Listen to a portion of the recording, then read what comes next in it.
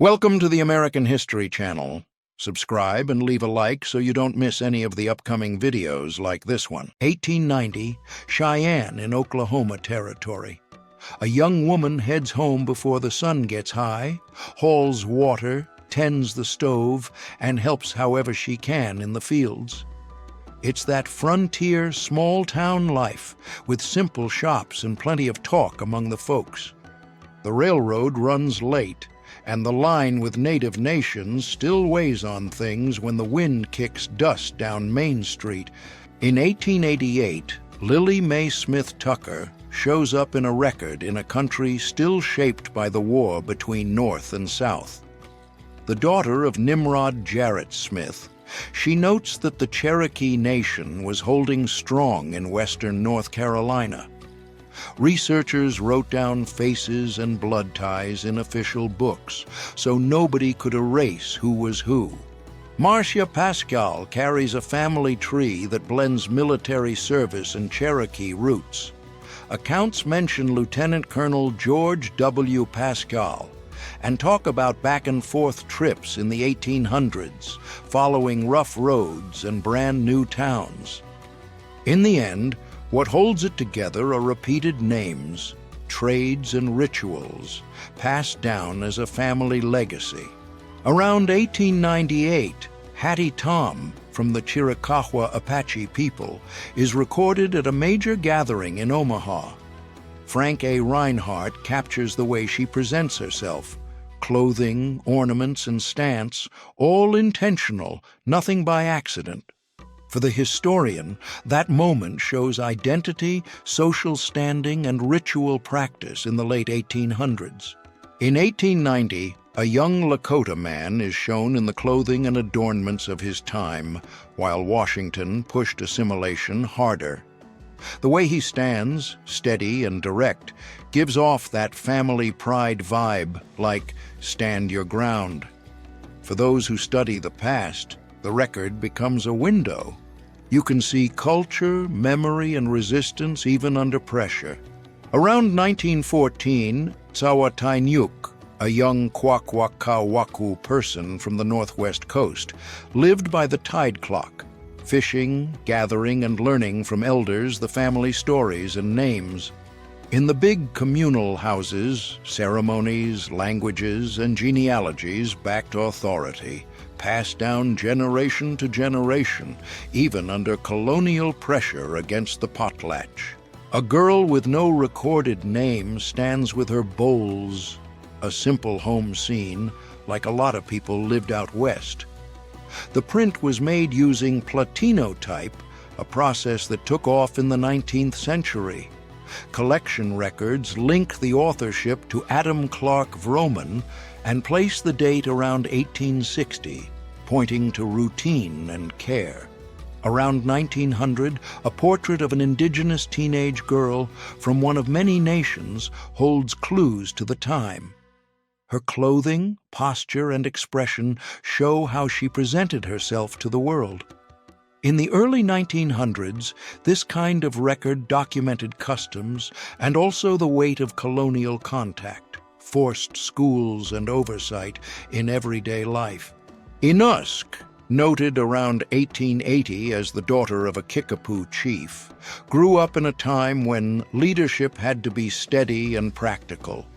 Between ceremonies, language, and exchanges with other peoples, her family held alliances and identity through migrations. Her name points to continuity and responsibility even when the ground kept shifting. Julie Nelson was born in 1886 and lived when the government pushed indigenous people to drop their language and their own way of life. Even so, she kept ties to the land, ceremonies, and the community's subsistence economy, teaching that to the younger ones. It's the kind of story a lot of old-timers respect, keeping your roots without making a big show of it. Alice was born around 1900 in the Pacific Northwest. In the census, mission lists, and even boarding school records, she shows up tied to Cayuse, Walla Walla, or Umatilla. Since last names changed and families blended across villages and reservations, her background is still a puzzle. Each document tells its own version. Around 1900, among the Apache, basket making was women's work and also a way to keep the home and faith strong. They wove reeds, willow, yucca, and cedar bark, using stitches learned from mothers and grandmothers. Some pieces were for ceremonies, others for trading at posts, even while outsiders got the names wrong. In 1910, a young Arapaho woman appears in ceremonial clothing, beadwork, and her clan's hairstyle. It was a message: kinship, respect, and her place on the plains. Traveling photographers came through town while Washington pushed boarding schools and assimilation rules. Even so, she carries tradition, so she won't become just a note in an archive. Minnie Lou Ottinger Bradley was born around 1900 and lived through a country changing fast. With cities growing and the railroad cutting across the map, she saw wars, hard times, and women's voting rights taking hold. At work, at home, and in politics, what counted as normal shifted decade by decade, from the New Deal to the post-war years, in real life. Nora Barada Murphy lived in White Cloud, Kansas, and by 1909 she was recognized as Iowa, near the Missouri River. In a time of treaties and farms pushing forward, clothing, ornaments, and hair showed who she was and where she came from. The community held on to language and customs, linking Kansas and Nebraska to older homelands, generation after generation. In 1923, Ada Lopez Richards, from the Tolowa people, appears along the Northern California coast, where families lived off fishing, shellfish, and trading shells. The way she dressed and her adornments carried codes of kinship and faith in the community. A lot of folks were already dealing with laws and agents telling them to stop speaking their native language there. Around 1910, Anna Cask Cash was seen as a sign of Cayuse continuity. Long dresses, beads, and ceremonial blankets weren't just decoration. They pointed to land, lineage, and duties to the clan. But back then, boarding schools and missions pushed young people to give it all up and become American by force to satisfy the system. In 1908, a young Sioux woman from the Plains Nations presents herself in well-sewn hides, feathers in her hair, and beadwork in geometric designs. Each pattern recalled family deeds, hunting routes, and old alliances. It was a way of saying, we're still here, even as railroads, soldiers, and new rules came fast. On May 29, 1939, in the Great Smoky Mountains, June Welch, a Cherokee woman, appears in ritual clothing full of beads, patterns, and folded cloth. To a lot of outsiders, it looked like a show, but underneath it was the memory of grandmothers and a people adapting without losing their footing. It's the hard truth of our American history. Lena Geronimo was born in 1886 at Fort Marion, St. Augustine, Florida, when the Army held Chiricahua Apaches as prisoners of war. She was the daughter of Goyahweh, Geronimo, held far from the desert. Being born inside a fort became a family mark of exile and a reminder of the price paid to survive here. Around 1910, a Kiowa young woman grew up on the Great Plains, between camps and towns on the reservation. As the federal government tightened the squeeze, she held the home together, cooking, making items to trade, watching the little ones, and keeping stories alive by the fire so the next generation would remember where they came from and stay strong. Near 1900, Josefa Rios, from the Tohono O'odham people, became the kind of leader everyone respected. She helped with ceremonies, kept the everyday language going, and taught desert planting, from corn to beans, working with scarce rain.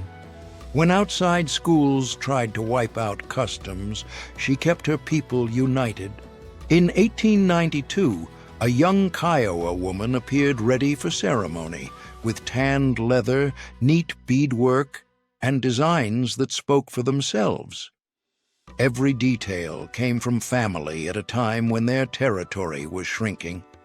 When agents wanted everyone to dress like white people, she showed without a fight that her people's identity didn't bend easily. In the 1880s, Juanita Buck, Dakota Sioux, felt the weight of reservations, missions, and orders from Washington. Among her people, she held on to the language, ceremonies, and memories of home. While some were forced to learn English and sign papers far from their lands, she told stories of wars, agreements, and losses so nobody would forget. In the early 1900s, Goldie Jamison Conklin from the Seneca Nation on the Allegheny Reservation along the Allegheny River made a point of honoring family ties. In 1910, she appears with traditional shawls and beadwork, a sign of gathering and belonging. For many people, it was proof the culture stayed strong generation after generation. In 1900 in Oregon, a Umatilla princess appears as someone carrying her people's weight on her shoulders. Major Lee Morehouse, a soldier and Columbia Basin chronicler, saved that scene when treaties were being challenged and Uncle Sam was tightening down on the reservations. Even so, leadership kept negotiating, praying, and resisting without losing their way. In 1905 in New Mexico, Lotike Yatede of Laguna Pueblo, also called Lota Atsi, is presented as a chief's daughter. Carl Moon fed collections that wanted to file whole nations away in drawers, as if that was progress. Between missions, school, and fairs, her clothing and stance show tradition was still alive. Around 1910, a young Kalispel woman lives her life near the Pend Oreille and Spokane rivers between Idaho and Washington. The year blends fishing, harvest, ceremonies, and trade with neighbors and settlers. At the same time, agents measured land and pushed boarding schools, new rules, and assimilation laws in the struggle to hold on to home and language. Around 1904, a Navajo woman meets the viewer with a slight smile and a steady look, not bowing her head. Her clothing and adornments speak to choices tied to sheep herds, weaving, and family, not to costume. At the height of missions and federal control, when the government tried to dictate customs, she stands there like she's saying, "This is who I am." In 1899 in Port and Railroad, Seattle, Frank LaRoche's studio helped make the image of a young Yakama woman public. It was the era of postcards, shop windows, and curiosity about the West. Newspapers and everyday people saw her as a symbol of the meeting of a modern city and older nations, and she appears with her identity intact. In 1908, Awe Ayu, known as Linda Flor from the Seneca Nation, stands before the country the way she chose to. Her clothing, ornaments, and stance speak to tradition and self-control at the turn of the century, when lands were being divided up, kids were sent to boarding schools, and the government wanted to set the rules while newspapers sold progress. In 1906, Kau Oots, a Caddo woman, was recorded by George Bancroft as her world was changing fast. Coming from East Texas and Louisiana and already pushed into Indian territory, the Caddo kept farming, basket-making, and respect for the rivers, even as federal agents demanded assimilation and railroads kept moving in. In 1907, Edward S. Curtis presented Lucille, a Dakota Sioux woman, in his project about Native peoples. Her shawl, hairstyle, beadwork, and bracelets speak for her. The markings on her face point to age and belonging at a time when treaties were being reworked and history was being fought over. The federal agency controlled the food and the schooling. In 1894, a Kiowa woman does something rare in portraits from that time. She smiles. The gesture shows choice. On the Great Plains and in Indian Territory, the government pushed confinement, banned customs, and sent people to boarding schools. But Kiowa social life and identity kept going as best they could, day to day. In 1905, in Black River Falls, Wisconsin, a young Ho-Chunk woman named Kate Thunder Miner looks straight at the viewer. The plaid-fringed shawl stands out, but her gaze says more: presence and identity. In a time of cultural censorship, civilizing rules, and economic pressure, she presents herself like she's saying, "I'm still here." In 1898, out in the Old West, a young Assiniboine woman faces the viewer, steady and unhurried. Her dress, beadwork, and adornments show family, faith, and her place in the clan. With Buffalo disappearing and federal rules moving in, keeping that way meant holding on to language and name at home on the cold prairies without becoming a footnote. Zitkala Shah, or Gertrude Simmons Bonin, was a Yankton, Dakota leader who spoke up when it was rare to see that. In the early 1900s, she wrote in English about boarding schools that cut off language and customs. Later, she took the fight to Washington and helped create a national indigenous council to defend rights and citizenship. Around 1900, near Sheridan, Wyoming, a Crow woman appears beside a teepee out on open ground. You can picture the wind, the fire, and the travel routine, with horses and kids nearby. Her belt, beadwork, and elk-tooth decorations weren't fashion. They marked skill, respect, and family alliances right there. In 1914, records mention Ah Tra Ah Sound, also called Bertha Thompson. The daughter of Milton James Thompson and Chenawa, a Yurok woman, she became a number on lists and forms. In the era of censuses and land allotments, bureaucrats and researchers tried to decide who counts, shaping inheritance, identity, and legal rights. Around 1880, Julia Ann Keka of the Umatilla Nation appears in a typical portrait of the time, with a serious posture and a direct gaze, the way studio photos did it. Every piece of clothing and adornment spoke of community and memory.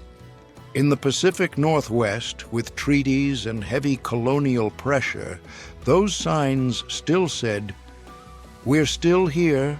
Around the year 1900, a young Native American woman appears with no name, but you can still tell a lot. Her handmade clothing and adornments show ties to her people at a time when the government was pushing assimilation. Notice the care in the fabrics. Nothing there is by accident. Back then, that becomes a clue to identity and resistance.